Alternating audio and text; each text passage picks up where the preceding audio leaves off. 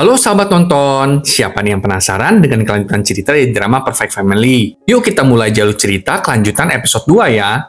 Kita masih melihat masa lalu Suyeon kecil yang sangat menyedihkan, akibat dampak dari kecelakaan kebakaran yang dialaminya. Mulai dari nggak jadi diadopsi, dan harus memiliki tanda luka bakar di kepalanya, yang membuat Suyeon harus menggunakan wig. Nggak bisa bayangin sih, kalau anak sekecil itu harus menanggung kesengsaraan yang akan berlangsung mungkin selamanya. Kembali ke waktu sekarang, Suyeon terus menyalahkan Sunhee karena Sunhee membakar korek api. Makanya Suyeon jadi begitu sekarang. Tapi Sunhee dengan sedih mengatakan kalau dirinya nggak tahu soal hal itu. Sunhee juga dengan sangat pedih meminta maaf kepada Suyeon. Tapi Suyeon menegaskan kalau mulai sekarang Suyeon akan mendapatkan kembali apa yang pantas didapatkannya. Nah kan, mulai nih.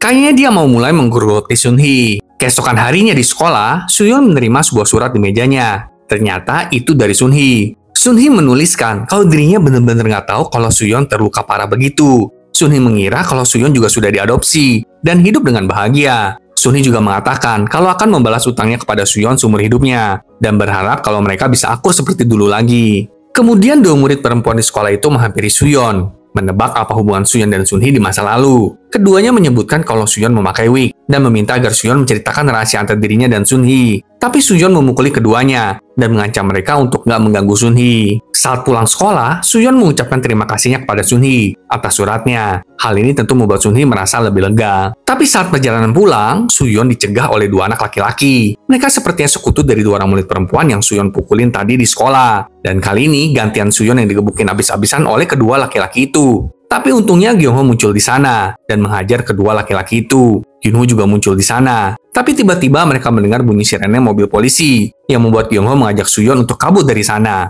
Hal ini tentu membuat Suyeon berdebar. Iyalah ya, udah ditolongin terus dipegang tangannya dan diajak kabur bareng. Bahkan Kyungho dan Hyunwoo menemani Suyeon sampai ke depan pintu rumah Suyeon. Gimana nggak kelepek-kelepek Suyeon ya kan? Gak cuma itu, suatu kali Sunhee bahkan mengajak Suyeon untuk makan malam bersama dengan Sunhee dan keluarga Sunhee. Wah, Suyeon beneran bisa merebut semuanya nih dari Sunhee.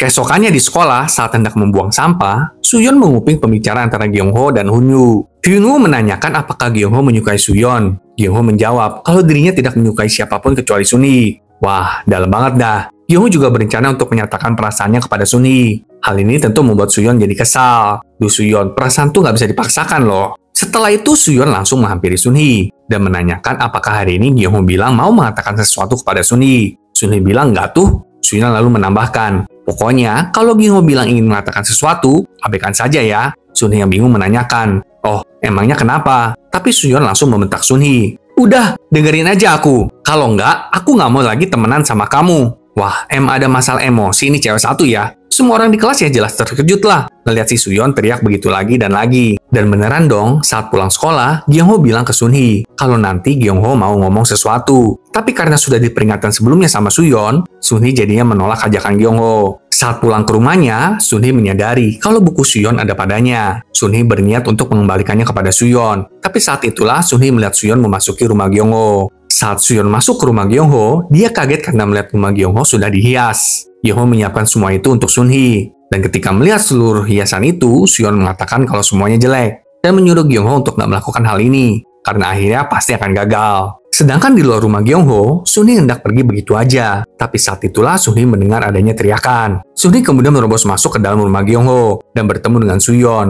Suyeon dengan marah bertanya, kenapa Sunhee datang ke rumah Kyungho? Bukankah Sunhee tadi udah janji nggak akan datang menemui Kyungho? Suyeon jadi mengamuk dan menyalahkan Sunhee atas semuanya. Setelah itu Suyeon hendak menusuk Sunhee, tapi Kyungho yang menjadi tameng untuk melindungi Sunhee. Emang gila nih ya Suyeon. Adegan kemudian beralih yang memperlihatkan saat Unju melihat Sunhee berlumuran darah dan mengakui kalau dirinya yang membunuh Kyungho. Unju yang tidak percaya menanyakan kepada Sunhee, apakah Kyungho beneran udah tewas? Terus gimana dengan senjata pembunuhannya? Dan apakah ada saksi di sana? Sunhee tapi tidak menceritakan tentang Suyeon. Sunhee hanya menjawab kalau pisau, buku latihan matematika, dan ponsel Sunhee tertinggal di rumah Kyungho. Nah loh, apakah Suyeon yang menyuruh Sunhee untuk menjadi tameng atas perbuatan Suyeon ya? Saat Sunhee ingin menyerahkan diri, Unju mengatakan, nggak perlu, kamu tenang aja, ibu yang akan mengurus semua ini. Unju kemudian menambahkan, kalau dirinya percaya putrinya itu tidak mungkin melakukan hal semacam itu. Unju lalu menyuruh Sunhee untuk berganti pakaian dan memberikannya susu yang udah dimasukin obat tidur gitu. Dan Unju pergi ke rumah Kyungho. Saat pagi harinya, Sunhee tiba-tiba terbangun. dan melihat kalau buku latihan matematika dan ponsel Sunhee sudah ada di meja belajar kamarnya dong. Waduh, ini pasti ulah ibunya nih. Sunhee yang melihat itu pun langsung bergegas turun ke bawah, dan melihat ibu dan ayahnya berlaku biasa aja, seperti nggak terjadi apapun. Saat hendak sarapan bersama, Sunhee melihat berita kalau ada kebakaran di rumah Kyung-ho dong. Seluruh keluarga diinfokan telah tewas, tapi Sunhee terkejut karena melihat ibunya berlaku biasa aja, dan seperti tidak terganggu sedikit pun. Kita juga melihat detektif Shin dan detektif Lee tiba di TKP. Mereka adalah polisi yang bertugas untuk kasus kebakaran di rumah Kyung-ho. Mereka mendapatkan info kalau kebakaran dimulai dari kamar Kyung-ho. Kebakaran bisa terjadi karena Kyung-ho diduga merokok, dan pengencer cat adalah penyebabnya. Pengencer cat itu dari ayah Kyung-ho yang adalah seorang seniman. Di luar rumah Kyung-ho, banyak orang berkerumun, dan Soo-yeon juga ada di sana. Soo-yeon terlihat sangat cemas, yang membuat detektif Shin memperhatikannya. Melihat Soo-yeon yang pergi begitu aja, detektif Shin meminta detektif Lee untuk mewawancarai orang-orang yang dekat dengan Kyung-ho. Kita juga melihat Soo-yeon yang cemas menelepon ponsel Sunhee, tapi Sunhee tidak menjawabnya, karena Sunhee juga mengalami serangan panik akibat semua hal ini. Sepertinya bakalan banyak plot twist nih di drama ini. Nggak nyangka, soalnya seorang ibu rumah tangga tenang banget mengatasi masalah pembunuhan. Kayak udah biasa banget gitu. Gimana menurut sahabat tonton? Saksikan kelanjutannya minggu depan ya. Sampai jumpa.